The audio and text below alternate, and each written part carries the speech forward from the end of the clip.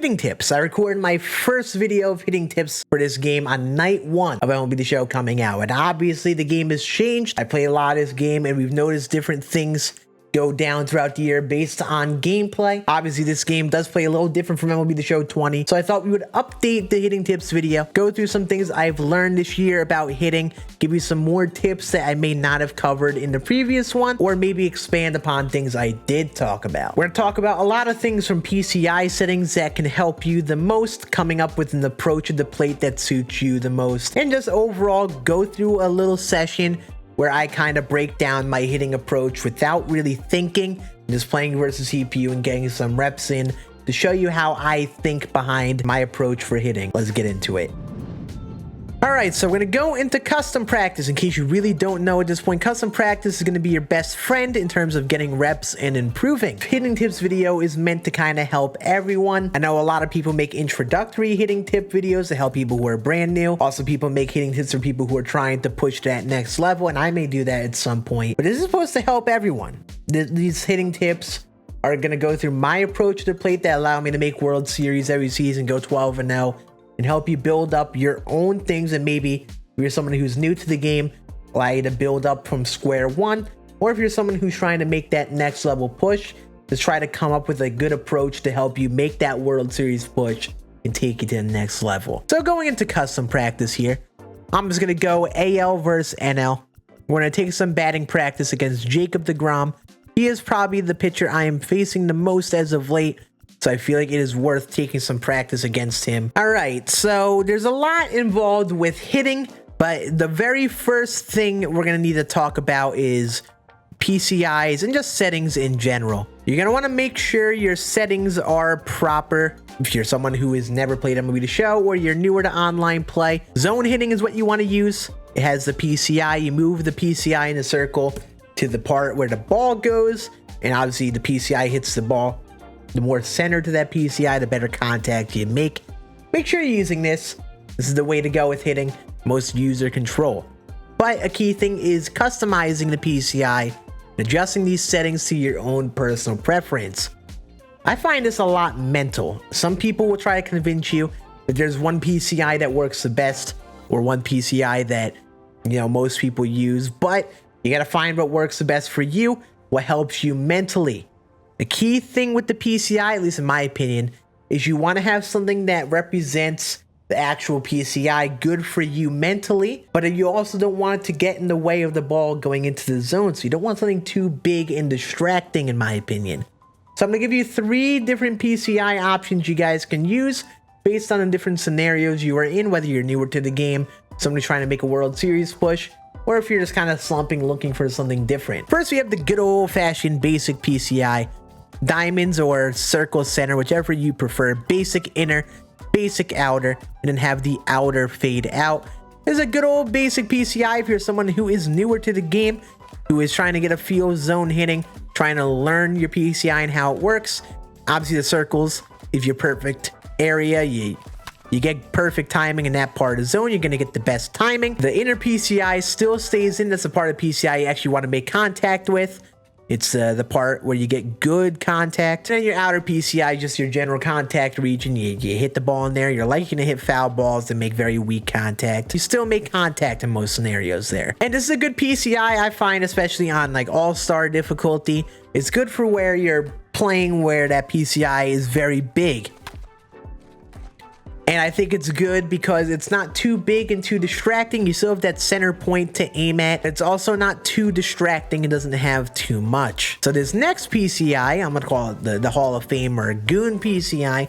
You're making a World Series push and you're really trying to get to World Series, playing against those higher difficulty dudes on Legend or Hall of Fame. I like to have altitude center, no inner, outer set to reverb, and then no fade out. So I have the inner and the outer PCI on. This is a confidence thing. The PCI seems bigger. The center is smaller on these higher difficulties, so it makes that center region seem bigger with the altitude. Mentally, it helps me because it allows me to stay confident to plate. I still swing confidently. I'm mentally telling myself still to aim to the center of the PCI, but keeping the outer PCI on just kind of allows me to stay confident. It makes my PCI feel bigger than it actually is. It allows me to kind of stay confident and aggressive as a hitter. I find in scenarios where you don't have that outer PCI, the PCI seems so small with certain hitters, it just made me feel very passive and not want to swing. And I don't like that. I like to stay mentally confident at the plate. And it's just a very clean PCI where you can see everything well still. And if you're at this point in the game, you do know how the PCI works. You don't need to see every tidbit of it. The final one I'm going to mention, we're going to talk about a fade out and setting it so your PCI fades out. We're just using no PCI. If you're slumping, if you play this game regularly, and you find that you're staring at the PCI all the time and maybe you're overthinking your PCI placement, I would give this a go. I mean, I think this works more so on all-star difficulty where those PCIs are bigger, but overall this can allow you to get out of some slumps, allows you to go back into the instincts of hitting and just keeping an eye out on the ball and tracking movement. This could be a good introductory thing as well, really get you to focus on the pitcher and focus on the break and where the ball is going instead of just looking at your PCI the entire time. A lot of times people can get distracted with their PCIs and have it interfere with their hitting. Before we talk about the next thing, let's talk about our hitting views. I went in depth about this on another video. If you want to see me go in depth on the pros and cons on that, I'll check out this video. But overall, each camera has a different zoom, height, and all things that factor. I recommend Strike Zone 2, Strike Zone High, something more zoomed in so you can read the zone well. It allows you to be zoomed up to the plate so you can time things up well. Also track the ball easier. A lot of times you're more zoomed out, it's more difficult to track the ball into the plate. I like Strike Zone 2. I read lower pitches easier. I don't chase low stuff based on the camera angle it is at, and it's something that has definitely helped me in comparison to using Strike Zone 1. But again, you got to find something that works for you, that you do the best with. Now, let's just talk about the approach of the plate. And a key thing with hitting is coming up with an approach or a strategy. So the concept of an approach, in case you're someone who is confused by this or hasn't heard the terminology before, you want to have a strategy and a plan every at bat in the game. If you don't have a plan, I find that's where a lot of people struggle. They come up into the game, they hop on, they don't really have a strategy of what they're mentally waiting on. My base strategy, like what I'm always doing every at bat, is sitting on a fastball and slowing down to the breaking stuff. What I mean by this is I'm coming up to the plate, and every pitch, I'm mentally telling myself I'm getting a fastball. And until I see any break in the pitch proving me otherwise, I'm mentally preparing to time up a fastball. The key with this strategy is that you're always prepared to time up the fastest pitches, any of the fastball pitches. And once you recognize that break, since those breaking balls are usually slower, you have time to mentally slow down and adjust your PCI placement and track those pitches into the zone. This is what real life MLB players do when they're hitting. They sit dead red fastball and then adjust to the breaking stuff. You gotta always be ready to time up a fastball. So for example here, I'm ready for Jacob deGrom to throw me a fastball. Once I recognize it's not a fastball, then I slow down my timing and then move my PCI based on where I think the ball is going. This requires you to really track the ball into the plate. You want to start tracking the ball into the zone and pick up on any sort of movement. If you're someone who is struggling with this, you should try either one of two things. Either is going to custom practice here and just take reps. I'm not going to hold the controller here. I'm just going to look at Jacob deGrom and look at the ball out of the hand and mentally follow the ball into the zone. Try to pick up on when breaking balls actually start to break so you could recognize that in game. But you want to just look at these pitches and try to pick up on any cues on what makes them a breaking ball. Look for that point, that snapping point, which I seem to talk about here all the time now, where the pitch looks like it's a fastball and it starts to not look like a fastball. And pick up on those trends from getting reps in custom practice. Another thing you could do, follow the ball into the zone. So all I'll do is start the PCI where deGrom releases the ball, and I'll follow the ball into the zone and try to pick up on the movement of it. So I'm going to try to start the PCI here, keep an eye out on the ball, and follow and move the PCI where the ball is going. This is a tip that a lot of people liked in my first video. Nice swing. A lot of people like that tip of tracking the ball, something that can really help you with recognizing different pitch movements and just in general getting good PCI on breaking balls that move left, down, whatever direction they really go. Also, in terms of starting the PCI, I like to start my PCI right around here. This is just the part I've always found the most comfortable with. It's required me to do a lot of testing, changing where I start my PCI, and it's something that helps me. So there are two things with starting the PCI I recommend. Change the height, change where you're starting on the inside and outside part of the plate. Try to see if there's something that is comfortable to you. You got to find something that works the best for you. Also for me, I like to usually start my PCI if I have a really good guess on where my opponent is pitching the ball at a time. So if I really think my opponent is going to pitch me inside that pitch, I'll start the PCI on the inside part of the zone. Vice versa if outside. With some high velocity guys, for example, who throw high velocity fastballs and sinkers like DeGrom here, I'll start the PCI usually inside, and if that pitch isn't inside, since I have to slow down my swing, I can make that adjustment and move the PCI outside anyway. These are just different things that I like to do and mix up where I start my PCI, and it just allows me to usually do the best. But this just comes with time and getting practice and trying different things that actually work the best with me. But go into custom practice, face different pitchers, get your reps in, and the best thing you can do is mentally see the ball over and over and over again so you pick up on these trends. And also building up the muscle memory of moving your PCI to the ball and timing up swings regularly. Also, another thing with approaches to the plate is making adjustments to your opponent. I kind of alluded to it before, but pick up on how your opponent is pitching you. Try to go in and pick up on the trends your opponent is following. A lot of people talk about taking pitches at the start of the game, working counts, and seeing what pitches your opponent goes to the most. If you could pick up any routines with a certain pitcher, with a certain opponent you're playing, whatever you can do to pick up on patterns, it'll definitely help you as a hitter. The more you are mentally seeing things and breaking down your opponent's pitch routine, the more prepared you will be to hit basically anything. So the more reps you get versus online players and you pick up on these patterns, usually the better you will get. But this is a big thing. Making adjustments, picking up on trends on how your opponent is pitching you, and taking pitches and trying to learn your opponent's strategy on the mound. So in terms of other little points I want to talk about, first of all, I'll talk about timing very quickly. I find that a lot of people ask me about how I time pitches. A key thing with me is that I time up a lot of these pitches. Again, it's a mental type thing. Since I am sitting on a fastball, I'm always mentally timing up a fastball, and that's how I can usually be on the earlier side of those most times. And I slow down to the breaking stuff. Since you have more time to react to that, I'm used to mentally slowing down the sliders, curveballs, changeups, or just pitches away and still timing them up properly. Every player has different swings. They have different timings. There are a lot of things that go into it. I recommend batting with players you use in Diamond Dynasty in custom practice, or just in general, using the same players for a good bit on your team, because you got to build up different muscle memories and patterns to time up someone's swing properly. Timing up a swing with one player can be completely different with another player.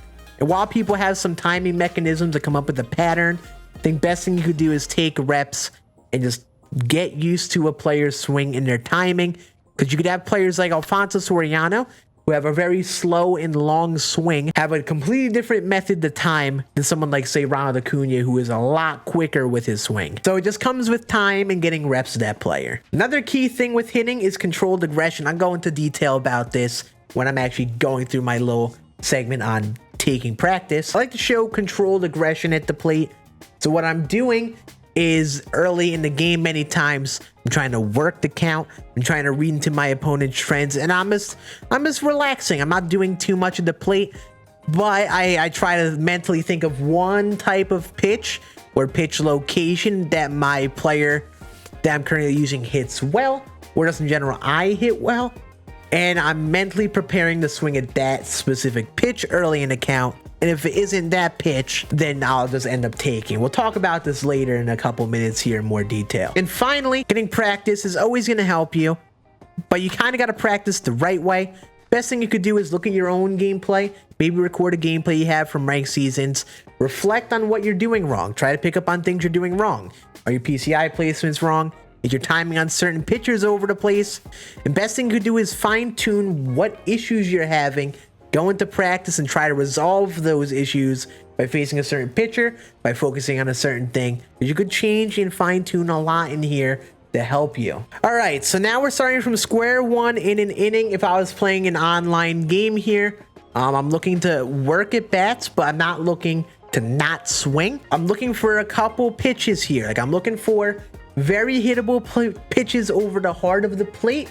My timing is sitting on a fastball. I'm waiting for a fastball. But if there's any pitches on the corners, and if I could recognize that right away, since I'm at early part of the count and I have some strikes to give, I'm going to be patient. I'm not going to give in. We're looking for pitches over the heart of the plate and mentally timing up a fastball and then slowing down to the breaking stuff. That wasn't the best pitch, but we have a strike to give. When you're in this early part of the game, best thing to do is try to pick up on your opponent's trends and see what they do. Got me the bite on that slider, but it's okay. The down and away slider is pretty good. He seems to go to that pitch a bit here. That's 3 sliders he threw in a row there. And since we saw 3 of them, we finally timed up that third one. But you see, it seems like DeGrom is going to that slider bit. I'm going to be ready for a fastball. Let's relax. I'm ready for a pitch over the heart of the plate. I'm mentally timing up a fastball. I'm going to track this ball in here. Ooh, he gave us another slider over the heart of the plate. For some reason, DeGrom is going to the slider a lot. And you see, I'm earlier timed on that. If you're late on that, a lot of times it will not be hit the same. All right, he gave us a mistake pitch. I wasn't ready for it. But again, I'm sitting on the fastball, slowing to the breaking ball. All right, it's a fastball. I got it, and it's actually a pretty well-timed swing. Hey, we hit it out. Hey. And you kind of see what my approach is at the plate. I'm trying to work the count a bit, but I'm not swinging at everything. Then that's kind of the general approach. Like, obviously, when you're at the start of the game, you probably want to lean on being more patient than swing heavy. But overall, as you go through the game, you're going to want to mentally prepare yourself for a couple pitches. Be ready to hit those pitches. But remember that you don't want to swing at everything. You know, I'm trying to work a count, pick up on his trends, see how he's throwing me, and then make some adjustments and prepare for more of those pitches as you throw them. I'm being prepared for that low-hanging slider. He gave me the low slider, got it to chase. But you see, I'm trying to be prepared for certain pitches at the plate here. I'm trying to relax, work a count a bit. See, he keeps on going to the low slider. Either going to go to that or the high fastball. I'm mentally preparing to time up a fastball. He keeps going to the breaking stuff. Can't get me to bite. I'm waiting for a fastball. Waiting for a fastball. 2 strikes. That'll be a pitch we square up. He got me to think that was a fastball. Dang it. But you see, I'm working the count. I'm not trying to swing too aggressively here at the plate. Trying to work that count. Get a feel of the routine. I mean, obviously it's a CPU. And the CPU doesn't routine itself very often. When online play, many opponents would fall into the similar types of routines, kind of fall into a same pattern. Oh, you see that? You see that adjustment we just made? I know we chased a high fastball, but he threw 2 fastballs inside. First one I didn't swing at, I wasn't ready for. Second one, I was not really ready for it again. He doubled down on it, and I was late on it. And in my head, I told myself, oh, I'm late on 2 inside fastballs. I'm mentally sitting inside on that fastball, and now I'm making that adjustment to place that, hey, I need to be earlier on this, not be late on it. And then, you know, we actually got another inside fastball, though it was above the plate, and actually timed it up. Picking up on your opponent's trends, but also making your own adjustments based on the things you're struggling with can really help you a lot here. Again, looking for fastballs. I could have swung at that. I really could have swung at that, but no big deal if we didn't. I'm looking for easy to hit pitches over the heart of the plate, but sitting dead red fastball. Man, that slider looks like a fastball sometimes, but you see what I'm doing here. I'm sitting dead red fastball, you know, inside fastball. I mean, I was ready to time it up, but it was off the plate, and I recognized that, so we took it. Now we're doing a good job of being patient. Now I'm having a good eye to sit back and actually seeing what's close to the zone. Could have hit that. It was a low fastball, not the worst spot. But again, I'm just trying to be patient here. Wasn't ready for that pitch. Went that slider again, 3-2. Again, I'm waiting for a fastball. Waiting for it. And yeah, I managed to hold back there. Bless up. But you see, I'm waiting for a fastball. I'm looking for a fastball over the heart of the plate. You timed that one up. Not the best PCI, but you see, it's not a bad pitch. And you kind of see what my approach is. You're trying to pick up on how I'm approaching the at-bats here. I'm looking for fastballs. I'm working counts. Trying to pick up on the trends my opponent is throwing me. But also, I'm not completely giving up the at-bat. I'm not completely taking all the way until 2 strikes. I'm just looking for mistake pitches, very hittable pitches over the heart of the plate. And since I'm not swinging too aggressively, not rolling into outs, I'm making my opponent throw different pitches than expected, working into counts, and giving myself a chance to get a very hittable pitch. Ooh, talk about the timing there. I think this little session of BP, you kind of see all the things I talked about coming to fruition. I think that is a viable update for the hitting tips. I think we talked about and focused on more about the hitting approach and things that I focus on with hitting in this game. Obviously, there's a whole lot of complexities of things, but a lot of it comes down to getting reps, getting practice, and building a strategy that helps you. So what I recommend doing is take some of these things that I mentioned, practice, try them for yourself, see if they help you, maybe fine tune and adjust things based on how you hit. And overall, I think this video will help you come up with a good approach and overall help you as a hitter, whether you're newer or making a deep push, trying to get World Series and all that. But I hope you guys enjoyed. We have a lot of other tips videos on the channel with helping you recognize breaking balls, other hitting tips that I'm going to be making throughout the year to help you in certain scenarios. So I recommend checking those out. Hit that sub button if you have not already. But hope you guys enjoyed this video. I'll see you all again on the next one. And yeah, have a great rest of your day. Deuces.